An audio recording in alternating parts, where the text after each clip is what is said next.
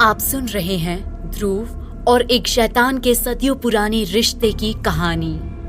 शैतान। ध्रुव के जाते ही रूपा के हाव भाव बदलने लगे। उसने गुस्से से तमतमाए चेहरे और सुर्ख लाल आंखों से एकनाथ को देखते हुए कहा, अपने मकसद को पूरा करने के लिए मैंने 1 सदी का इंतजार किया है। जब नागनाथ मुझे रोक नहीं पाया तो तू क्या रोक पाएगा एकनाथ? इतना कहकर रूपा आसमान की ओर देखकर कुछ बड़बड़ाने लगी। तभी अचानक आसमान में एक जोरदार धमाका हुआ और कड़कती हुई बिजली एकनाथ पर जा गिरी, जिससे देखते ही देखते एकनाथ के शरीर को लकवा मार गया और वो चटपटाता हुआ वहीं जमीन पर ढेर सा हो गया। एकनाथ को इस तरह छटपटाता देखकर रूपा के चेहरे पर एक कुटिल मुस्कान फैल गई। वो घमंड के साथ मुड़ी और घर के अंदर चली गई। रूपा के अंदर जाते ही मंदिर के खंभों के पीछे छिपी एकनाथ की पत्नी मोहिनी ने दौड़कर एकनाथ के झोले से कुछ जंगली बूटियां निकाली और उसके पत्तों को अपनी हथेली से मसलकर उसका रस एकनाथ को पिला दिया। जंगली बूटियों के रस ने एकनाथ के शरीर में जाते ही अपना काम करना शुरू कर दिया और थोड़ी देर बाद एकनाथ की हालत पहले से बेहतर होने लगी।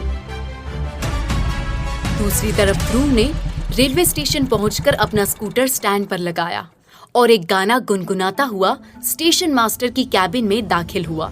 गोपीनाथ कैबिन में सफाई में लगा हुआ था। जैसे ही ध्रुव कैबिन में दाखिल हुआ, गोपीनाथ चौंक गया। हमेशा चुप और गंभीर रहने वाला ध्रुव, जो ज्यादातर बात करना भी पसंद नहीं करता था, आज न सिर्फ एक गाना गुनगुना रहा था, बल्कि उसकी होठों पर एक मुस्कुराहट भी थी। पिछले 3 सालों में ये पहली बार था जिसे देखकर गोपीनाथ को हैरत होने लगी, लेकिन उसे किसी भी तरह का शक नहीं हुआ।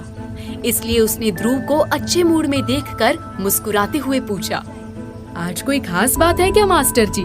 बड़े खुश नजर आ रहे हैं। गोपीनाथ के सवाल के जवाब में ध्रुव ने कुछ नहीं कहा, बल्कि सिर्फ मुस्कुरा दिया, जिससे गोपीनाथ ने आगे कोई सवाल करना ठीक नहीं समझा।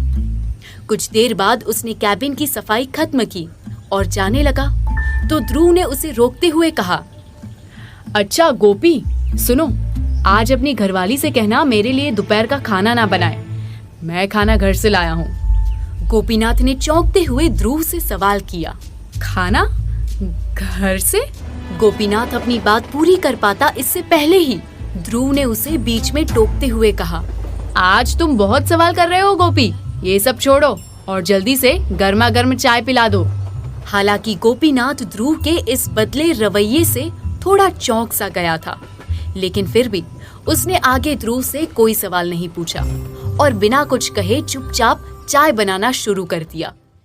वहाँ गांव में जब एकनाथ की हालत थोड़ी बेहतर हुई तो वो रूपा के हमले का जवाब देने के लिए एक यज्ञ की तैयारी करने लगा, जिसे देखकर उसकी पत्नी मोहिनी घबरा गई। उसने परेशान होते हुए कहा, मैं आपसे विनती करती हूँ, जिद छोड़ दीजिए।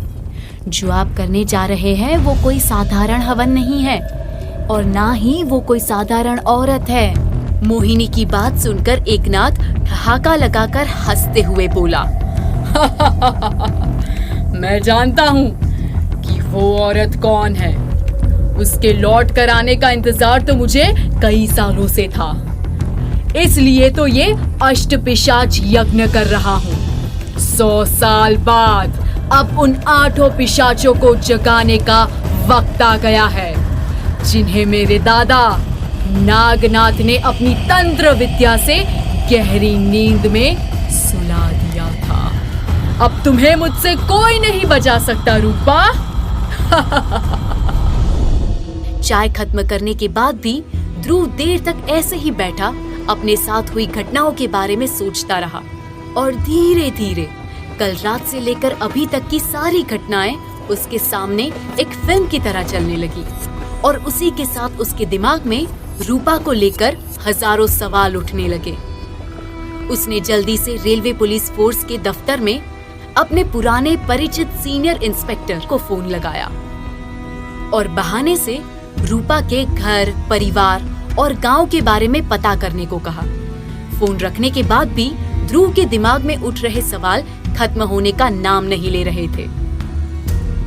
हालांकि जो कुछ भी ध्रुव को याद आ रहा था, उन सभी बातों की वजह से वो इतना ज्यादा कंफ्यूज हो गया था कि उसे सच और अपने सपने के बीच का अंतर समझ ही नहीं आ रहा था।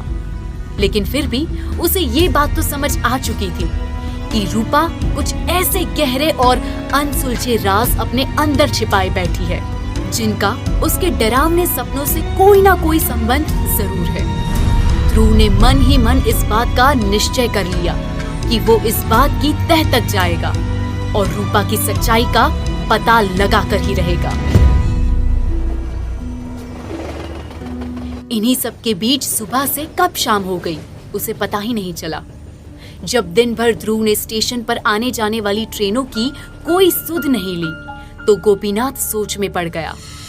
आखिरकार थोड़ी हिम्मत जुटाकर शाम के 7 बजे गोपीनाथ अपने घर से एक कप चाय लेकर ध्रुव के कैबिन में चला आया। उसने कप टेबल पर रखते हुए ध्रुव से कहा, आज भी वो सपना देखा क्या मास्टर जी? ध्रुव कुछ कहता इससे पहले ही उसकी टेबल पर रखा फोन बजने लगा। ध्रुव ने फोन उठाया तो दूसरी तरफ से रेलवे पुलिस फोर्स के इंस्पेक्टर का कॉल था। हेलो ध्रुव जी, वो आपने जिस एड्रेस पर उस परिवार का पता लगाने के लिए कहा था। इंस्पेक्टर की बात को बीच से ही काटकर ध्रुव ने उत्सुकता से पूछा। ओह, बहुत बढ़िया, तो पता चल गया उसका? रुकिए, मैं अपनी डायरी में लिख लेता हूँ। लेकिन इंस्पेक्टर ने ध्रुव को रोकते हुए कहा, नहीं, उसकी जरूरत नहीं पड़ेगी ध्रुव जी। दरअसल वो एड्रेस फेक था, उस नाम का तो कोई गांव ही नहीं है। शायद किसी ने आपको गलत एड्रेस दे दिया। इतना कहकर इंस्पेक्टर ने फोन रख दिया और ध्रुव के दिमाग में एक बार फिर से सवालों का भूचाल शुरू हो गया।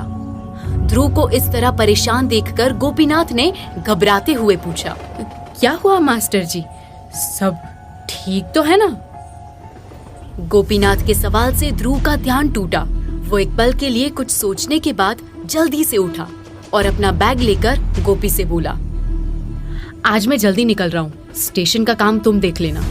गोपी कुछ कह पाता इससे पहले ही ध्रुव लगभग भागते हुए अपने स्कूटर तक पहुँच गया और जल्दी से घर के लिए निकल गया। जंगल के रास्ते से ध्रुव का स्कूटर हवा को चीरते हुए तेज गति से घर की ओर बढ़ रहा था। हालांकि रात नहीं हुई थी, लेकिन फिर भी आसमान में हल्का अंधेरा गहराने लगा था और जैसे ही ध्रुव का स्कूटर जंगल की सीमा तक पहुंचा, अचानक से भेड़ियों का एक झुंड सड़क के बीचों बीच आ खड़ा हुआ। ध्रुव ने जल्दी से ब्रेक लगाकर भेड़ियों से बस थोड़ी सी दूरी पर अपना स्कूटर रोक दिया और बुरी तरह से घबराने लगा। लेकिन भेड़ियों के झुंड ने ध्रुव पर हमला नहीं किया, बल्कि आसमान की ओर सर उठाकर एक साथ एक स्वर में रोने लगे, मानो वो ध्रुव के आने की सूचना आगे पहुंचा रहे हो। कुछ देर बाद जंगल के दूसरी ओर से भेड़ियों के रोने की आवाज आने लगी, जिसे सुनकर ध्रुव के सामने खड़ा भेड़ियों का झुंड सड़क से पलटकर वापस जंगल में चला गया। भेड़ियों का इस तरह बिना हमला किए वापस चले जाना ध्रुव के लिए चौंकाने वाला तो था, लेकिन उस वक्त उसे ऐसा लगा आज उसकी जान जाते जाते बची। उसने अपना स्कूटर स्टार्ट किया और वहां से फुल स्पीड में ऐसा निकला कि सीधा अपने घर के बाहर जाकर रुका। ध्रुव ने स्कूटर स्टैंड पर लगाया और जल्दी से दरवाजे की ओर बढ़ गया।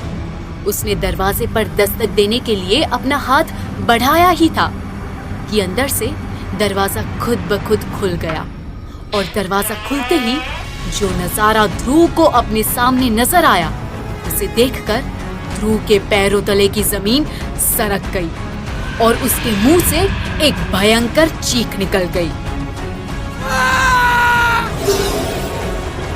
आखिर क्या देख लिया था ध्रुव ने? क्या ध्रुव को रूपा की सच्चाई पता चल जाएगी? आखिर क्या था रूपा का राज? जानने के लिए सुनिए शैतान का अगला भाग।